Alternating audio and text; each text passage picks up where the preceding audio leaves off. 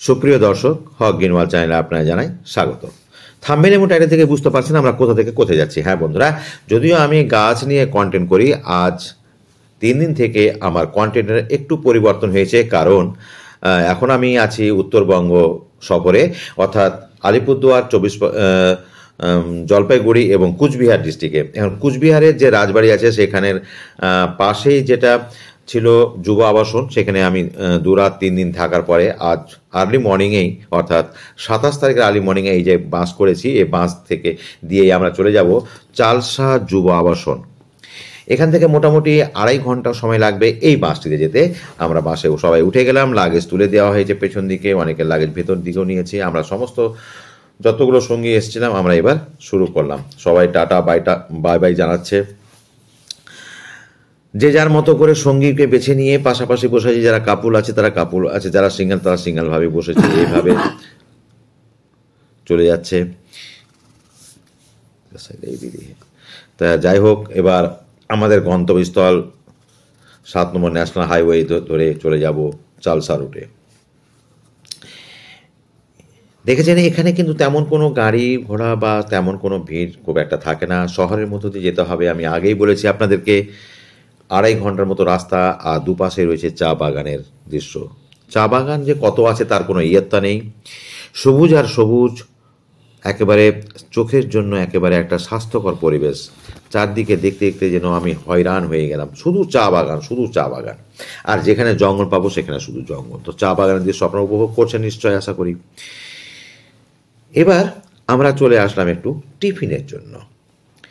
এখানে বাথরুম যার ছিল, বাথরুমের কাজ সেরে একটা কুল গাছ। এই দেখা আপনাদের বলে রাখি, এখানে জলপাইগুড়িতে বা আলিপুরদুয়ারে এত কুল গাছ রয়েছে কল্পনার বাইরে। তো এখানে আমরা টিফিন এবং চা খাবো মনে করে যখন আসলাম, এখানে একটা খুব ছোট গাছ ছিল এবং প্রচুর কুল আছে আর কি, কুল গাছে।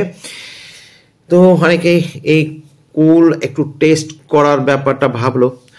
আমি আর লোভ সামলাতে কই আর পারলাম, আমিও একবার একটু চলে গেলাম যে দেখি এই কুলগুলো খেতে কেমন।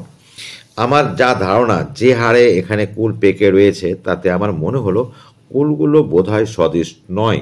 কারণ যে কুলগুলো আচার করা হয়, সত্যি কথা বলতে ম্যাচুরড হওয়ার পরে এই কুল, আর যে কুলটা আমরা কাঁচা অবস্থায় লবণ দিয়ে বা একটু পাকা অবস্থায় খাই, টক মিষ্টি লাগে, সেই কুল এটা কিন্তু নয়।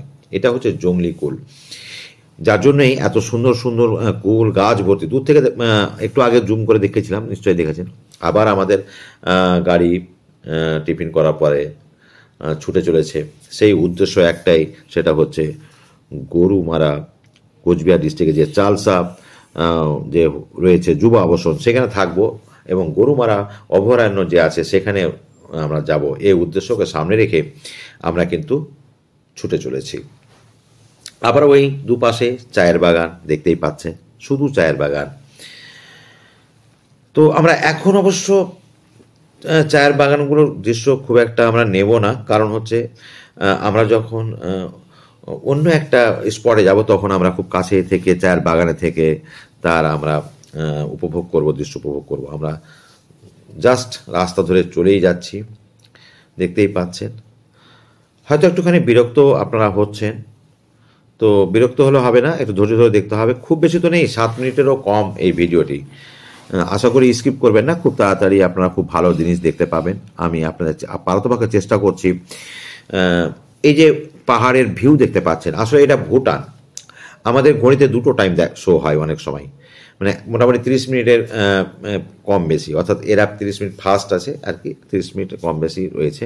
এবং আমাদেরকে চারপাশে রয়েছে ভুটানের যে হিলগুলো, পাহাড় দেখতে পাচ্ছেন সেগুলো, সেটা অনেক দূরে, কিন্তু এখানে প্রায় 14-15 কিলোমিটার, যেটা শুনলাম ড্রাইভারের মুখে, যে মোটামুটি 12-15 কিলোমিটার দূর আছে। তারপরেও আমাদের ভালো লাগছিল দেখতে, এত কাছে গেলে দেখতে পেলে খুব ভালো লাগতো, কিছু করার নেই। যাই হোক, এবার আমরা চলে আসলাম একটু শহরের দিকে। এবার বেশ ভালোই লাগছিল, কারণ গল্প করতে করতে আমরা আমাদের গন্তব্যস্থল দিকে এগিয়ে যাচ্ছি। আর দৃশ্য বলতে এখানে একটুখানি ফাঁকা মনে হলো, কারণ একেবারে জনবসতি নেই এখানে। এক ধরনের ছোট ছোট গাছ দেখতে পেলাম, এবং এই যে একটা নদী দেখতে পাচ্ছি আমরা, যেটাকে বলি পাথুরে, নুড়ি পাথর দিয়ে যেগুলো থাকে। এবার আমাদের গাড়ি এগিয়ে চলছে, দুদিকে শুধু জঙ্গলই জঙ্গল, জঙ্গল ছাড়া তো কিছু দেখার নেই। জলপাইগুড়িতে, আলিপুরদুয়ার, কুচবিহার, এই কয়েকটা ডিস্ট্রিক্ট এত গাছালি রয়েছে।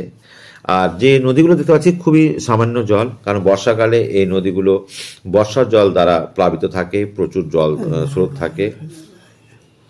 তো দু সাইডে প্রচুর জঙ্গল, এবং একা একা এইখানে সফর করা খুবই মুশকিল হয়, কারণ বুঝতেই পারছেন দু সাইডে শুধু জঙ্গলই জঙ্গল। সেরকম গাড়ি খুব একটা চলে না। কিছু কিছু রুট আছে, সেই রুটগুলো দিয়ে যেতে আমাদের ভীষণই একটা কীরকম একটা মনে হয় যে লোক লোক লোকশূন্য যাকে বলি আমরা। আমরা একটু পরেই চলে যাব আমাদের গন্তব্যস্থলে। আর বেশিক্ষণ এই ভিডিওটা আমি লম্বা করব না, প্রায় 6 মিনিট, 1 মিনিটের মতন লম্বা আছে। দুই একটা গাড়ি আমরা ফরেন যে অফিসারদের গাড়িগুলো পাই, আর বড় গাড়ি পাই, ছোট গাড়ি একদম দেখতে পাওয়া যায় না বললেই চলে। আমরা খুব শিগগিরই আমাদের আবাসন কেন্দ্রে চলে যাব,